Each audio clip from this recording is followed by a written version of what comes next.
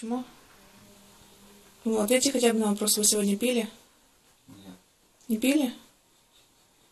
А откуда ехали и куда ехали? Дома. А проживаете? Беру. Так, когда ехали? Что-то видели? Что сходило? А сейчас понимаете, что совершили? Осознаете? Понимаете, что человека уже не вернуть. Мне просто интересно, что заставляет человека пьяным сесть за руль. Я не пил, я выпил тогда, когда уже сколько от того, что понял, что произошло. Я не пьющий человек. То есть после ДТП. А спиртное откуда у вас? Ну, не было в машине. То есть выпили уже после ДТП. Да.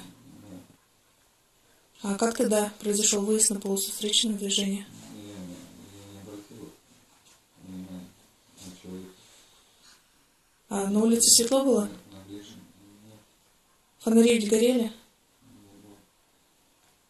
Не видели, да, пешеходов? Ни одного, ни второго. А когда заметили уже пешеходов? Ну, я заметил, что я заезжал короче. Я потом вернулся и оказал помощь, посадил его в машину, привез. Когда вы увидели, они еще живы, один жив был,